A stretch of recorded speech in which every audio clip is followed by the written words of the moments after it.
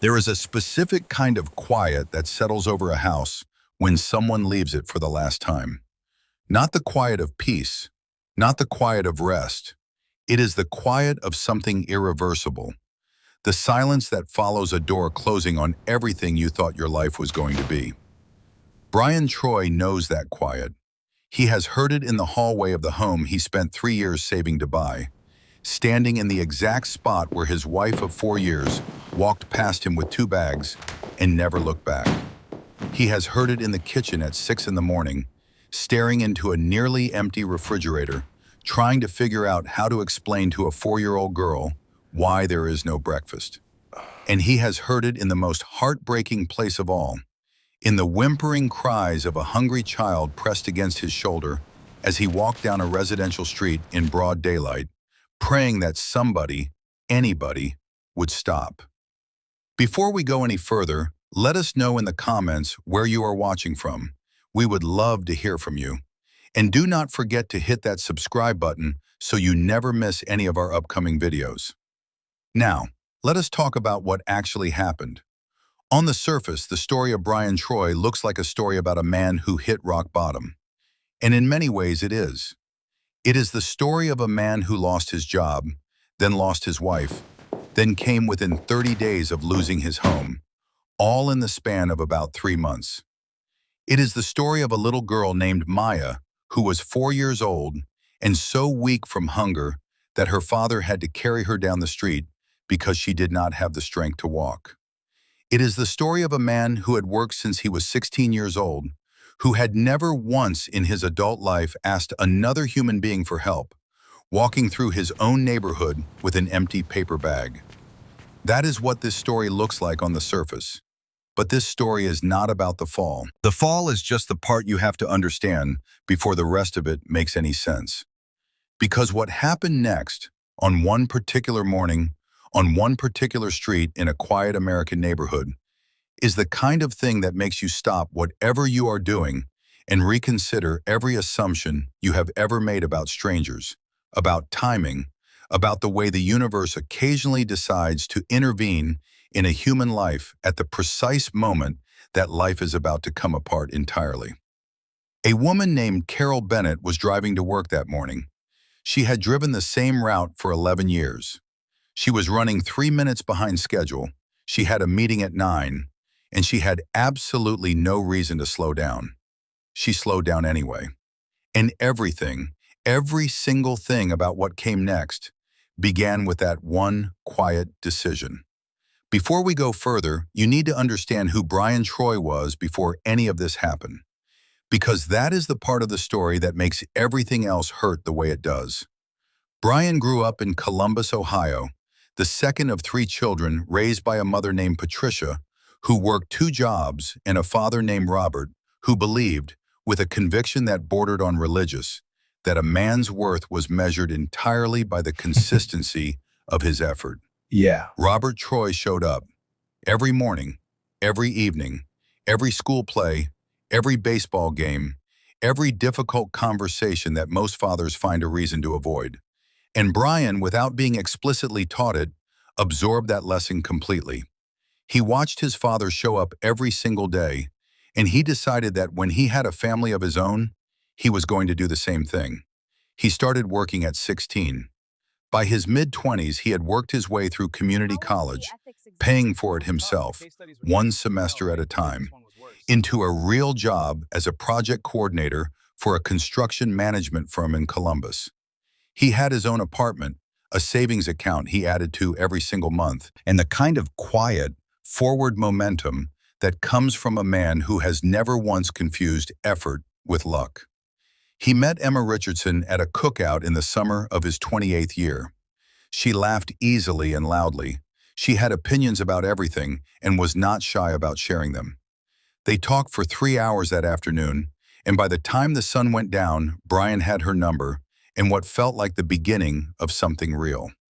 What he did not fully see, what nobody saw in those early months, was the restlessness that Emma had always carried. The quality that kept her scanning the horizon, even when what was right in front of her was, by any reasonable measure, exactly enough. Maya was conceived in the spring of their first year together. Brian did not hesitate. He moved in, showed up to every appointment, and from the moment Maya came into the world on a cold February morning, 7 pounds, 4 ounces, screaming at full volume, he was done.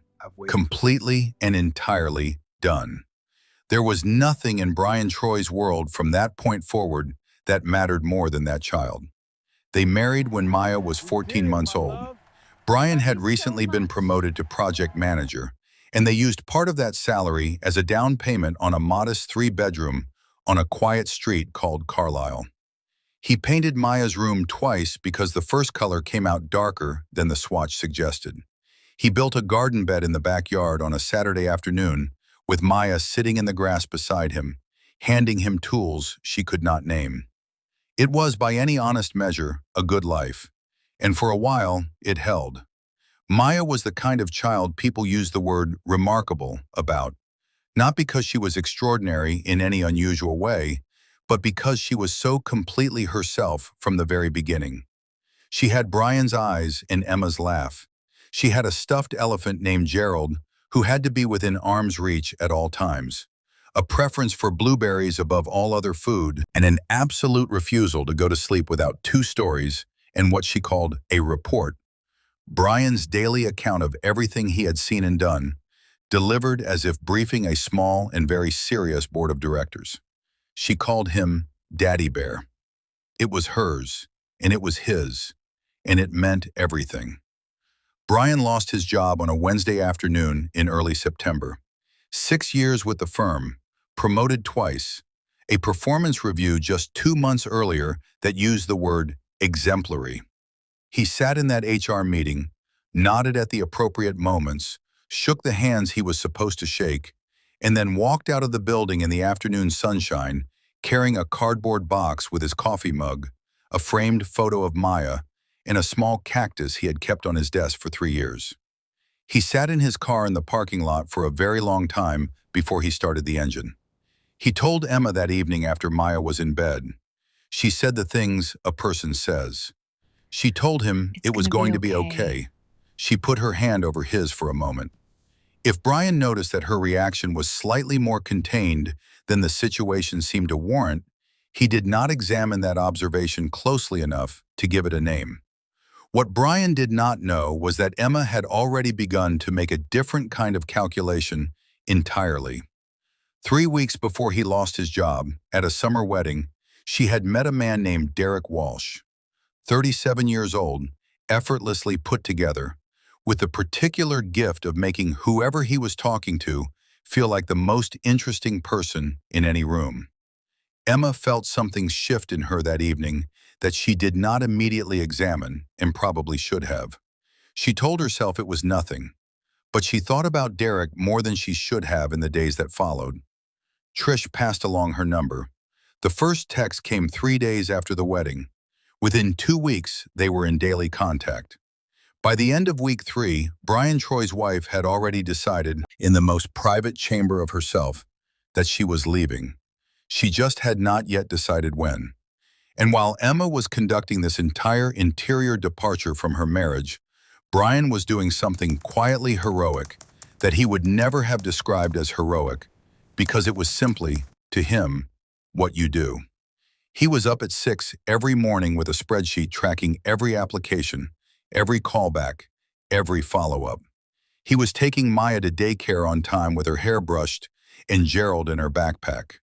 He was making dinner, paying what bills he could, driving rideshare on evenings and weekends to bring in extra income, all while making sure he was home for Maya's bedtime, because that was one thing he had silently decided would not be sacrificed, no matter what else collapsed around them. He noticed that Emma was quieter. He noticed she angled her phone away when he walked past. He told himself she was stressed about money. He gave her patience and steadiness and continued action, because that was what Brian Troy knew how to give. He did not know he was giving it to a marriage his wife had already, in all the ways that mattered, left. The morning Emma walked out was a Tuesday in late November. Maya was at Patricia's house for the day, an arrangement Emma had made specifically so Maya would not be there for this. Brian was in the kitchen when he heard it. The particular flat drag of wheels on hardwood that you never misidentify once you have heard it in the wrong context. He turned around, and Emma was standing in the hallway with 2 suitcases, wearing her gray coat, her face composed in a way that told him she had rehearsed this moment. She told him she was leaving. She said she had met someone and that she was sorry and that she needed something different. She did not say Derek's name. She did not ask about the mortgage or the daycare schedule or Maya's doctor's appointment at the end of the week. She said she was sorry one more time. I am sorry. In the way people say something a second time when they are saying it to themselves rather than to the person in front of them. And then she picked up her bags and walked out the front door of the home that Brian Troy had painted and furnished and built his entire adult life inside of. He heard her car back out of the driveway. He heard it drive away down Carlisle Street until the sound disappeared entirely.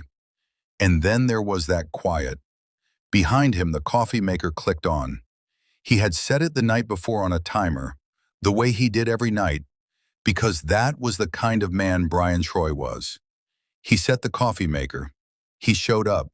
He took care of things. And she left anyway.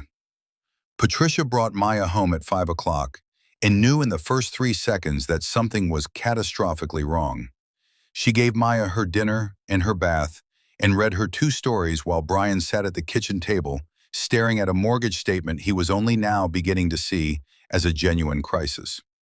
When Patricia came back downstairs, she sat across from him and asked quietly what had happened. And Brian told her everything in a flat, even voice that was more frightening to Patricia than tears would have been. She reached across the table and put both hands over his and did not say anything for a long time, because she was wise enough to know that there are moments when the most honest response to the truth is simply to sit with someone inside it. The weeks that followed were the hardest Brian Troy had ever lived through. The savings account he had spent a decade building was depleted in less than 5 months, eaten by the mortgage, by utilities, by Maya's daycare, by the 100 relentless financial demands of a household that does not pause because one of its adults has chosen to disappear. He sold the television. He sold the good watch his father had given him when he graduated, a Seiko that Robert Troy had saved up for over 6 months, and accepted $140 for it at a pawn shop on Morrison Avenue. By March, the mortgage was 3 months past due. The word foreclosure appeared in a letter in plain black type. Brian read it once, folded it, put it in the kitchen drawer behind Maya's birthday card, the one Emma had sent 4 days late with a $20 bill inside, the card Maya looked at for a moment before going back to her breakfast, and called Maya in for dinner. Maya asked about Emma constantly in those early months. Where is Mama? When is Mama coming back? Soon. Brian answered each version as honestly and as gently as he could. He told her Mama had gone somewhere else for a while. He told her Mama loved her. He told her Daddy was right here and was not going anywhere, ever, and that everything was going to be okay. He said those words so many times, they began to feel like a prayer rather than a statement. He was not sure he believed them. He said them anyway, every time, because Maya needed to hear them, and because the act of saying them out loud to his daughter was, on certain very dark evenings, the only thing keeping Brian himself from giving in to the full weight of what was happening to him. By the morning of the walk, it had been exactly 18 weeks since Emma left. Brian had $26 in his checking account, a partial box of pasta, 2 cans of diced tomatoes, some condiments, and a carton of milk 2 days from its expiration date. He had not eaten breakfast in 4 days because the food in the house had to go to Maya. That morning, Maya woke up crying, not the crying of nightmares or illness, but the low, miserable crying of a child whose body has simply run out of what it needs. She said her tummy hurt. She pressed her face into the side of Brian's neck and cried in a way that was almost silent, which was somehow worse than loud crying would have been. Brian held her. He made promises he was not sure he could keep.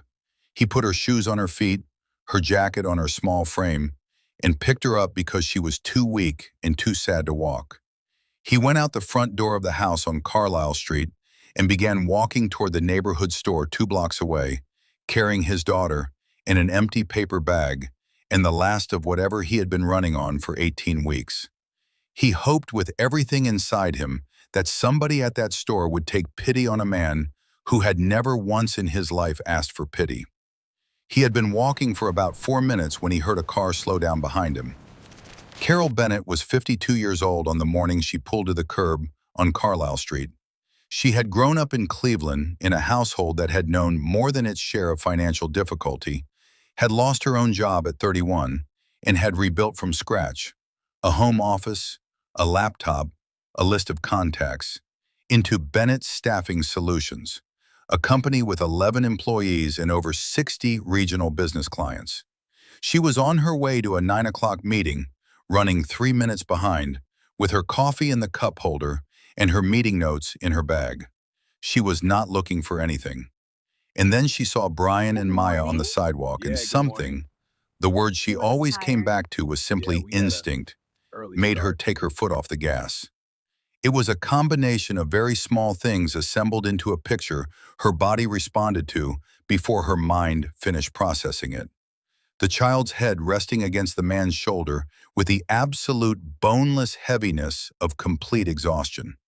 The man walking not with purpose, but with the mechanical 1 foot in front of the other quality of someone who keeps moving because stopping feels more dangerous than continuing. And the paper bag hanging from his hand, nearly weightless, clearly empty, which was somehow the detail that pulled everything else into focus. She pulled to the curb. She lowered her window. She looked at Brian Troy standing on the sidewalk with his daughter against his shoulder, and she said the simplest thing she could think to say. She said good morning, Good morning. and Is asked if everything all everything right? was all right. And Brian Troy, who had held himself together with extraordinary discipline for 18 weeks, looked at this woman he had never seen before in his life, and something in him simply gave way. He told her everything. The job, the applications, the mortgage notices, Emma, briefly and without excessive detail. The way a man summarizes a catastrophe he has no remaining interest in dramatizing. The $26, the empty refrigerator, the walk, and where he was going, and what he was hoping. He spoke quietly and steadily, shifting Maya's weight in his arms as he talked, and Maya pressed her face into his neck and listened to her father's voice the way children listen when they are too tired for anything except the basic comfort of presence. Carol listened without interrupting once. She did not offer reassurances in the spaces between his sentences. She just listened. She let him finish. And then she said 2 words that Brian Troy would repeat in every version of this story he ever told for the rest of his life. She said, "Get in." Get in. He hesitated. That detail matters, and it says everything about who Brian was. Even at that moment, even with Maya in his arms and $26 in the world, Brian Troy hesitated before accepting help from a stranger, because accepting help did not come naturally to a man who had spent his entire adult life being the person who provided it. Carol saw the hesitation. She did not push past it or dismiss it. She simply held his gaze and said it again quietly. She said, "Please get in." And something in the word please, the way it made the offer sound less like charity and more like one person asking something of another, unlocked something in Brian that the first invitation had not quite reached. He opened the back door and settled Maya into the seat. He got in the front. Carol pulled away from the curb and drove. She drove to the largest grocery store in the area. She parked and got out and walked in with Brian and Maya the way she would walk into any store on any morning, with purpose and without hesitation. She got a cart. She put Maya in the child's seat. She moved through the store without asking Brian for a list, because she was not buying what Brian thought he needed. She was buying what a family needed. Cereal, milk, juice, bread, eggs, fruit, protein, snacks. She opened a box of crackers before they reached the register and set it within Maya's reach. And Maya took one with both hands and ate it with the focused seriousness of someone for whom food was, in that moment, the most important thing in the world. She ate a second, then a third. Brian watched her eat and did not say anything and did not look at Carol. And Carol did not look at him either, because she understood that what Brian needed most in those few minutes was not to be witnessed in his relief, but simply to be allowed to have it privately. At the register, after the groceries were bagged and paid for, Carol reached into her purse and took out an envelope. Inside was $1,000 in cash. She told him to apply it to the mortgage. She gave him her business card, Bennett Staffing Solutions, Meredith Avenue, and told him to come to the office the following morning and ask for her. She told him she might have something for him. She said it plainly, without making it sound larger than it was. Brian held the envelope in both hands and looked at it for a long moment. He started to say something and could not find the beginning of the sentence. They loaded the groceries into the trunk together in the morning light of the parking lot, and when it was done, Brian finally found the words. He thanked her, simply and directly, the way a man who means something says it, without embellishment. Carol shook her head slightly, in the way a person shakes their head when they want you to understand that what you are thanking them for does not require thanks. She said, "Don't thank me yet. Come to the office tomorrow.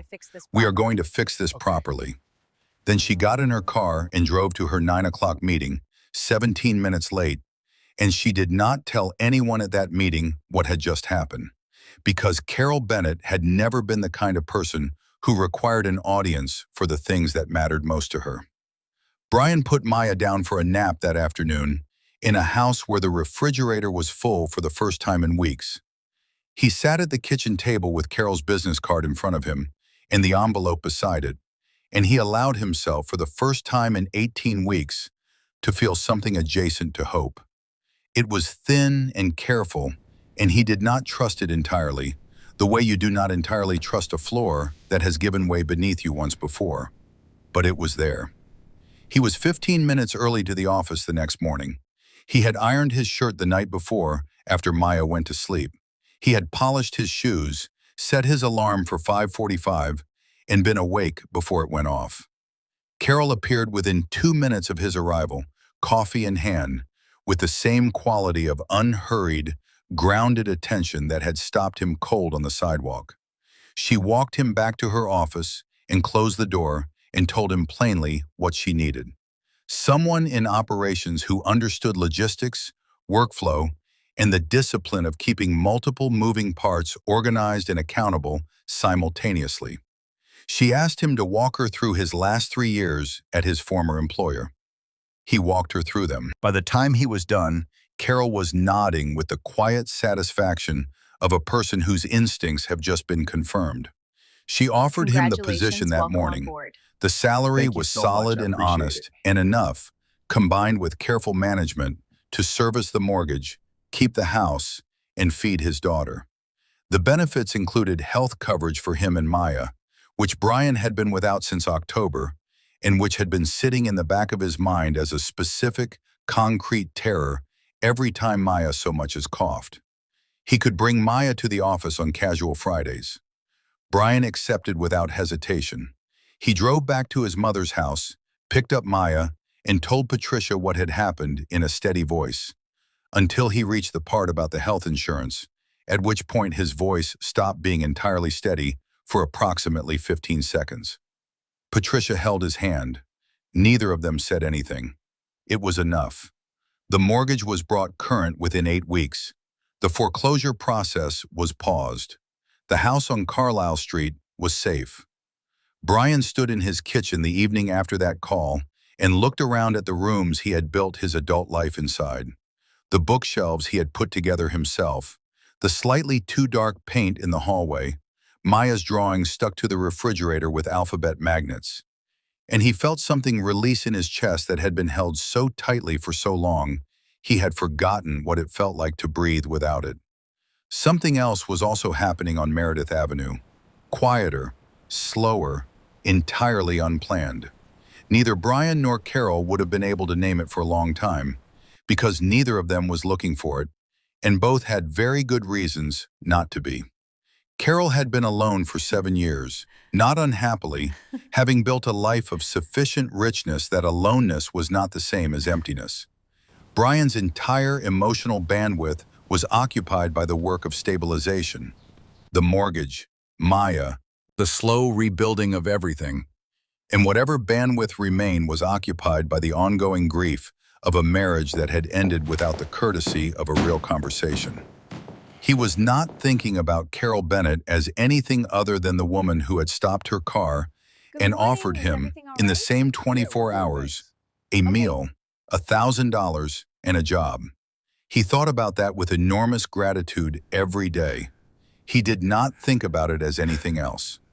And yet the months passed, and Brian was good at his work and good in the office. Carol noticed the way he handled a difficult client in his third week, with patience and clarity and a complete absence of defensive ego she had rarely seen in anyone. She noticed the way he talked about Maya, lit up by his daughter rather than burdened by her. She noticed he was funny in a dry, quiet way that only revealed itself gradually, like a feature of a landscape you only see from a certain angle. Brian, for his part, noticed that Carol was the last person to take credit for anything good, Yeah, that's right. and the first to absorb responsibility when something went wrong. He noticed she checked in with every person on her staff every day, not in a managerial way, but in a genuine, "Are you all right today?" way. Both of them noticed these things carefully and filed them in categories they were not yet ready to examine. Carol started inviting Maya to the monthly office family Fridays that spring. Maya came for the first time in April, was reserved for approximately 11 minutes, and then located the art supplies, introduced herself to Carol's niece Emma, and declared the conference room acceptable. Maya decided on the basis of those Friday afternoons that Carol was a person of considerable value. She began referring to her as Carol from their second meeting onward, without instruction or permission, in the direct and proprietary way that children name the people they have decided to claim. There was a rainy evening in May when Carol's car was in the shop, and Brian offered to drive her home. Maya fell asleep in her car seat halfway there, and they drove the last stretch in the particular quiet that falls over a car when a child is asleep in the back of it.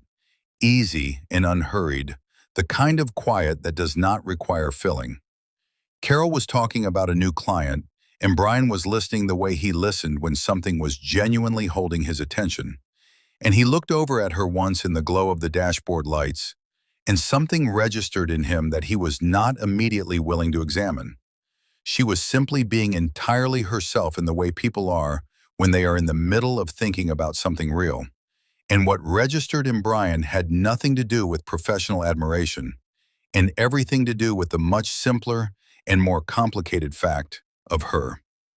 He looked back at the road and said something appropriate about the client, but the observation was there. It had arrived. And once something of that quality has arrived, it does not particularly care which cabinet you have filed it in. What ultimately moved things forward was not a grand gesture, but something much smaller and more real, which is almost always how it actually works between people who have both lived long enough to be careful. It was a Friday afternoon in late July. Brian was finishing something at his desk when Carol appeared in his doorway and asked if he and Maya wanted to stay for dinner. Maya had already said yes on both of their behalves, she added, in the manner Maya had recently developed of treating Carol's invitations as foregone conclusions. Brian looked up from his desk. They held each other's attention for a moment that was 2 seconds long and entirely ordinary, and which somehow settled something that had been unsettled for months. He said yes.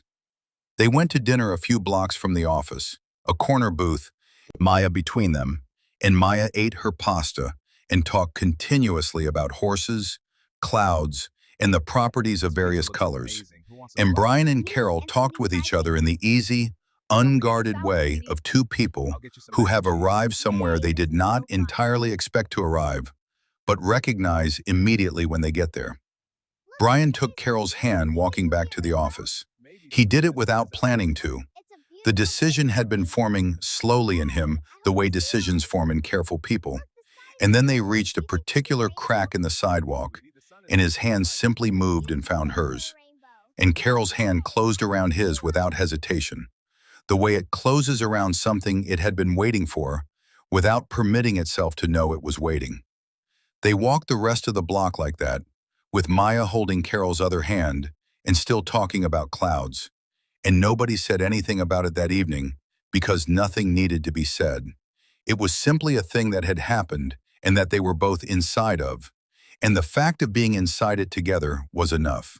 They did not rush anything that followed because Carol was not a woman who moved faster than was wise. And Brian was not a man who made decisions carelessly with the people he loved. And both of them had Maya to consider in every step. Maya was not a complication. Maya was, if anything, the thing that clarified everything. Because the way Brian loved his daughter and the way Carol had come to love her were the most honest possible map of who both of them were. By September, Maya had started calling Carol Mama. She had not been told to. She had not been encouraged to or discouraged from it. She had simply arrived at it on her own. One Saturday morning at Carol's kitchen table, looking up from her cereal bowl and saying, "Mama, can we make pancakes?" before going right back to eating. Yes, we can. Brian and Carol looked at each other over Maya's head. Neither of them said anything. Both of them felt something shift permanently into place. Brian proposed in October, at the kitchen table on Carlisle Street, on a Thursday evening after Maya was in bed, with 2 cups of tea and no elaborate staging, and the most direct and simple and honest question he had ever asked anyone. Carol said yes before he had finished the sentence. There were tears a moment later, his, which surprised him, and hers, which surprised nobody who knew Carol well enough to know that the things that mattered most to her were exactly the things that could break through her composure when they arrived in full. Maya was a flower girl. She was 5 by the time the wedding happened, wore a white dress with small yellow flowers, and performed her responsibilities with a gravity and a precision that made every adult in the room simultaneously laugh and cry, which is perhaps the most honest description of what the entire day felt like. The question of Emma deserves a direct answer, because you have been carrying it since the beginning. That question was never really about whether her life fell apart after she left. It was not about karma or justice or the satisfaction of watching someone receive a proportionate consequence. Those things may or may not have happened in Emma Richardson's life. And the honest truth is that it does not belong to this story, because this story was never about Emma. It was always about Brian. And Brian Troy stopped keeping track of Emma somewhere around the time Maya started calling Carol Mama. Mama. Not in Yes, an act of Maya. deliberate forgiveness, but in the simpler and more complete way of a person who has run out of energy to direct towards something that has no power over his present life. Emma had taken herself out of the picture. The picture had continued. It had continued so specifically and so well that there was no longer any negative space in it where she had been. What she left behind was not wreckage. It was a space, open and difficult and genuinely frightening, that required Brian Troy to walk through the worst 18 weeks of his life and come out the other side with nothing but his integrity, his daughter, and the kind of desperate hope that only exists in people who have genuinely run out of alternatives. And what walked into that space was something Brian, with his careful and fundamentally honest nature, would tell you he could not have imagined and would not have gone looking for, and is entirely unable to regret. Maya is 7 years old as this story reaches its end. She attends an elementary school 4 blocks from the house on Carlisle Street, which Brian and Carol have spent 2 years restoring to the home it deserves to be. The hallway repainted in a color Maya selected from a paint store sample book. The garden bed in the backyard expanded. The kitchen updated on weekends by a woman who is competent and a man who is handy, and 2 people who are building something real together. Gerald the stuffed elephant is considerably more worn than he was 3 years ago. His left ear attached by a thread that Brian has restitched twice, and will restitch as many more times as necessary. Maya still calls Brian Daddy Bear. She still calls Carol Mama in the same proprietary, settled, entirely unself-conscious way she has always done it. She is, by every measure that matters, a happy child. Not a child who has been protected from the reality of what happened to her family, but a child who has been given what every child most fundamentally needs: the consistent and demonstrated knowledge that she is loved by people who are present and who are not going anywhere. Carol was asked, at a dinner with friends about a year after the wedding, what she would say to the version of herself that was driving to work on that particular Thursday morning, running 3 minutes late, meeting at 9, 11 years of familiarity with that same stretch of road. What would she tell her about what was about to happen if she slowed down and lowered her window? Carol thought about it for a moment, and then she said, I wouldn't I tell won't her tell her anything about anything about Brian. Brian. I wouldn't tell I her won't tell anything her about what's what was about to going to grow grow and what's or about what to was going to change. I would just tell her to slow down. There is a man on the sidewalk who is carrying something invisible and running out of the strength to keep carrying it, and she has the capacity to help, and she should stop. That is the whole instruction. Just stop. Brian was asked the same question. What would you tell the version of yourself that left the house that morning? And he was quiet for longer, in the way he was quiet before he said something he wanted to say precisely. He said, I would tell him that he is about to be seen, that there is a woman 30 seconds down the road who is going to look at him the way people almost never look at each other on ordinary mornings on ordinary streets, and that he should let her. I would tell him not to hesitate when she says get in. I know why he hesitates. I understand exactly why. But I would tell him, let her help you. She is not taking anything from you by helping you. She is giving you the bridge between where you are and where you are going. And where you are going is better than anything you have lost. Get in the car. The question I want to leave you with is the same one this story has always been asking. It is not a complicated question. It does not require special knowledge or unusual resources or a particular kind of courage. The question is simply this: what would happen to one person, to one family, to one little girl who needed someone to stop, if more of us were paying the kind of attention that Carol was paying on that Thursday morning?